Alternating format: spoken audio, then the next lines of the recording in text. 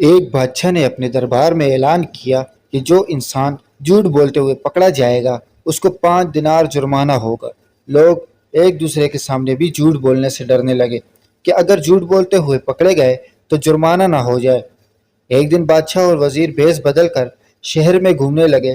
جب تھک گئے تو آرام کرنے کی غرض سے ایک تاجر کے پاس ٹھہرے۔ انہوں نے دونوں کو چائے پلائی۔ باتوں باتوں میں بادشاہ نے تاجر سے پوچھا، تمہاری عمر کتنی ہے؟ تاجر نے کہا 20 سال۔ بادشاہ اور وزیر یہ جواب سن کر چونک گئے۔ پھر سوال کیا، تمہارے پاس دولت کتنی ہے؟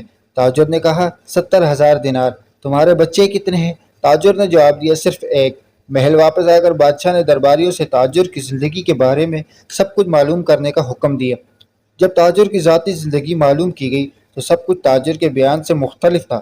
بادشاہ نے تاجر کو دربار میں بلایا اور پھر سے وہی 3 سوالات دہرائے۔ تاجر نے وہی جواب دیے۔ بادشاہ نے وزیر سے کہا اس پر 15 دینار جرمانہ عائد کر دو اور سرکاری خزانے میں جمع کروا دو، کیونکہ اس نے ہم سے 3 جھوٹ بولے ہیں۔ سرکاری کاغذات میں اس کی عمر 45 سال ہے، اس کے پاس 70,000 سے زیادہ رقم ہے اور اس کی ایک نہیں 4 بچے ہیں۔ تاجر نے کہا میں نے آپ سے کوئی جھوٹ نہیں کہا، میں نے اپنی زندگی کے 20 سال ہی نیکی اور ایمانداری سے گزارے ہیں۔ میں اسی کو اپنی صحیح عمر سمجھتا ہوں اور زندگی میں 70,000 دینار میں نے ایک مسجد کی تعمیر میں خرچ کیے، بس اسی کو میں اپنی حلال دولت سمجھتا ہوں۔ اور میرے 3 بچے نالائق اور بد اخلاق ہیں، صرف ایک بچہ نیک ہے، بس اسی کو میں اپنا بچہ سمجھتا ہوں۔ سن کر بادشاہ کچھ دیر سوچ میں پڑ گیا، پھر کہنے لگا ہم تمہارے اس جواب سے بہت خوش ہوئے۔